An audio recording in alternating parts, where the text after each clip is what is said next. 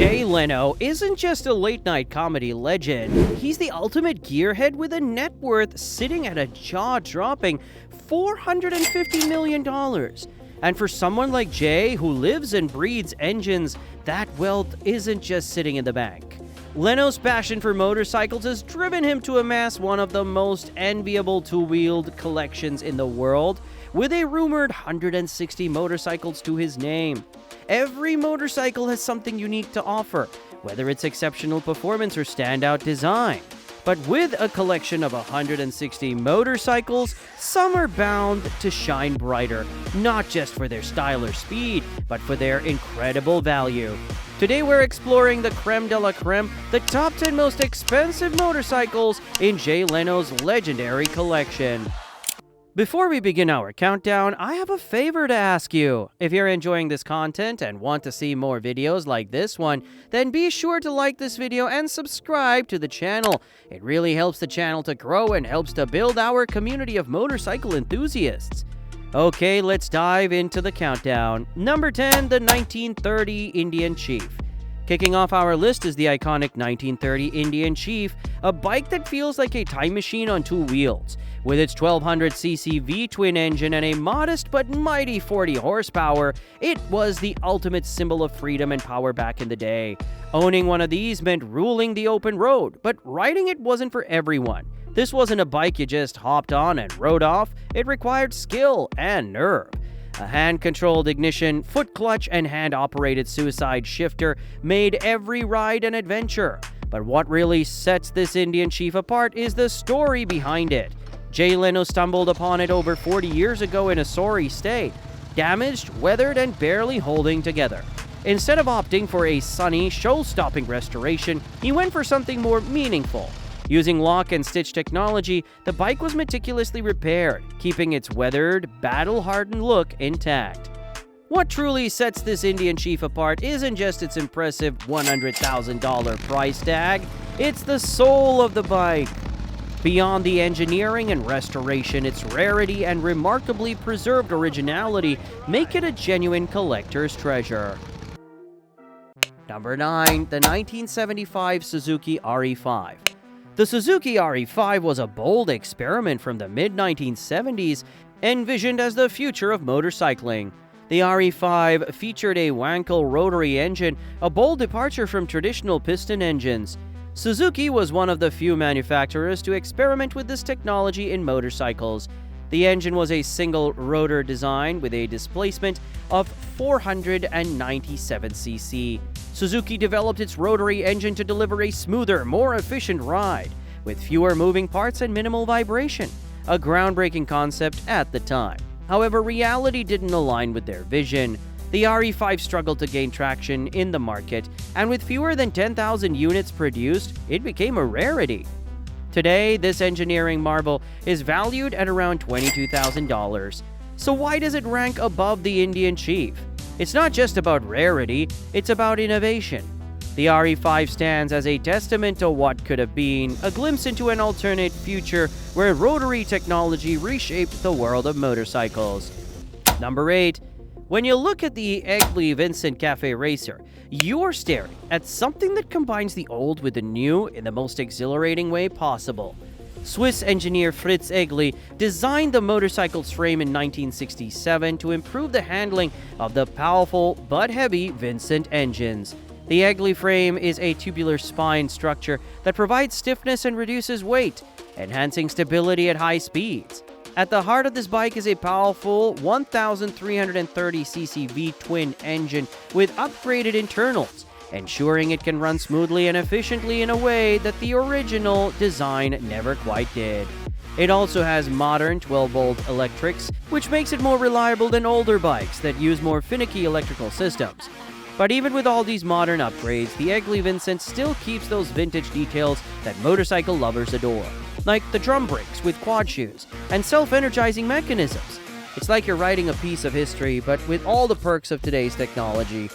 The bike was originally given a massive performance boost by Swiss racer Fritz Egli, who made it faster.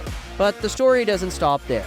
This particular Igley Vincent was later refined by French builder Patrick Gott, who added his own touches to make it an even more exceptional ride. Well, there's no point explaining what makes the Igley Vincent Cafe Racer so valuable, considering that it has passed through many iconic hands. But after all this, its estimated value is at $85,000. Number 7. Next up is a bike that has its engine in the most unexpected place. The 1922 Megola Touring. The Megola Touring has a 5-cylinder radial engine mounted directly inside the front wheel. Yeah, you heard that right. And to make things more mind-blowing, there are no belts, no transmission, and no front brake. One of the most unique aspects of the Megola is how the engine starts. It's not your usual flick of the switch or press of a button. It begins by spinning the front wheel. Just think about that for a second. The wheel itself kicks things off. You're essentially getting a little mechanical dance every time you're firing up the engine, and that's something you won't find on any other bike. With an estimated value of $100,000, the Megola is a one-of-a-kind creation that would have you doing double takes every time you see it. Number 6. Let's step back in time to the 1930s, an era when Opel, today synonymous with cars, was briefly part of the motorcycle world. The Opel Motor Club is a captivating relic from this short-lived but intriguing chapter in the company's history. Though Opel is now firmly rooted in automobile production, the Motor Club stands as a testament to the brand's early ambition to innovate on two wheels. At the heart of the Motor Club lies a 496cc single-cylinder, 4-stroke engine capable of producing 22 horsepower. While that might not seem like much by today's performance standards, it was more than enough to provide a thrilling ride during its heyday. This was a machine built for reliable transportation, with a touch of flair, a blend of engineering, and style that set it apart from its competitors. Today, the Opel Motor Club is much more than a vintage motorcycle. It's a collector's dream. With its rarity and official significance, restored models can fetch upwards of $100,000 at auctions. But beyond its monetary value, the bike captivates enthusiasts with its unique blend of history, innovation, and timeless design.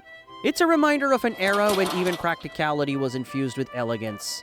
Number 5. Now let's talk about a bike that's been in Jay Leno's collection for a while. The Vincent Black Prince. The real magic of this 22 horsepower bike is that it is a bike that, even in its time, was built for both performance and comfort. Something that a lot of bikes just didn't get right back then. The Black Prince was produced in very limited numbers from 1954 to 1955, and that rarity alone makes it special. But it's not just the fact that it's rare, it's how it was made. The redesigned frame and full fiberglass enclosure make it one of the most well-engineered bikes of its era. The fiberglass wasn't just for looks either. It provided weather protection, something that you wouldn't expect from a bike in the mid-50s. Restored to pristine condition, it looks like something out of a dream. Timeless, beautiful, and functional. And at an estimated value of $100,000, it's easy to see why the Vincent Black Prince continues to turn heads, both on and off the road. More than just a motorcycle, the Vincent Black Prince is a vision, a timeless piece of engineering that reminds us of what's possible when craftsmanship meets ambition. Number 4, let's talk about a bike that doesn't just turn heads. It stops traffic. The 1966 Munch Mammoth isn't your average motorcycle. Picture this, a 996cc NSU car engine cranking out a solid 55 horsepower and propelling this beast to a top speed of 115 miles per hour. This isn't a bike that quietly purrs down the road. It's a rolling thunderstorm. When the Mammoth roars, you feel it in your chest, and everyone else feels it too. It's not just a motorcycle, it's a statement of raw power and engineering genius. And with that kind of engine, it's no surprise it's one of the rarest motorcycles in existence. It's not just big in terms of size, it's big in every way. The Munch Mammoth was designed to be a luxury bike, but what really sets it apart, though, are those hand-hammered aluminum side panels. It's not often you see that level of craftsmanship on a bike, especially one built in the 60s. And the lightweight brakes, they might sound simple, but they work in perfect harmony with the bike's power to give you an experience that's both smooth and thrilling. At an estimated value of $161,000, the Munch Mammoth is more than just a motorcycle. It's a work of art on two wheels. crafted to give its rider not just a ride, but an experience. And with Jay Leno's passion for motorcycles, it's no wonder this mammoth of a bike found its way into his collection. Number 3. The 1929 Scott Flying Squirrel. The Scott Flying Squirrel was one of the most technologically advanced motorcycles of its era. It featured a two-stroke water-cooled parallel twin engine, a design that was decades ahead of its competition in terms of cooling and performance. While most motorcycles of the 1920s relied on air cooling, the Scott Flying Squirrel used a water cooling system, a rare and innovative feature. This made it more reliable for long-distance touring and helped prevent overheating. The Flying Squirrel earned its name not only from its quirky appearance, but also from its lightweight frame and nimble handling, making it a favorite for racers and touring enthusiasts alike. The Scott Flying Squirrel was widely used in competitive events, including the Isle of Man TT, where Scott motorcycles earned victories as early as 1912. The Flying Squirrel built on this legacy, offering impressive speed and reliability. The Scott Flying Squirrel is a replica of the very machine that finished third at the prestigious Isle of Man TT, and to say that a bike could not only compete but excel in that environment speaks volumes about its design and capability. And for any true lover of motorcycles, there's no putting a price on something like that. Number 2. Now, when speaking about pricelessness, the name Bro Superior comes to mind. These legends on wheels were crafted by the mastermind George Bro, who sought to create the finest motorcycles the world had ever seen. Bro Superior Collection is the peak of that vision, housing some of the rarest and most desirable bikes that Jay Leno proudly owns. From the first generation Bro to the police models, the iconic 1924 Isle of Man TT Racer, and several SS hundreds, each bike in this collection tells its own story. The Bro Superior is so historically significant that it got the nickname Rolls-Royce of motorcycles. George Bro's philosophy was simple: create a bike that could do it all, be fast, be stylish, and be reliable. What makes these motorcycles truly extraordinary isn't just their flawless engineering or breathtaking design, it's their rarity. Each Bro Superior in Jay Leno's collection tells a story of a bygone era, an age when motorcycles weren't just machines but works of art, handcrafted with meticulous care and precision. These aren't just bikes, they're living, roaring pieces of history. And Leno doesn't just collect them, he preserves them, making sure these masterpieces remain a part of our collective memory. For Jay Leno, a man who has spent decades curating one of the most impressive automotive collections in the world, the Bro Superiors hold a special place, often referred to as the Rolls-Royce of motorcycles. These machines symbolize the pinnacle of design, performance, and luxury from a time when craftsmanship was king. Leno's passion for these rare gems highlights something deeper than his love for motorcycles. It's about his commitment to preserving the legacy of the best of the best. For someone who could have any machine in the world, the Bro Superiors stand at the heart of his collection, a testament to his appreciation for timeless beauty and engineering brilliance. These bikes don't just sit in a showroom. In true Leno style, he takes them out, lets them breathe, and allows them to do what they were built for, to be ridden and enjoyed.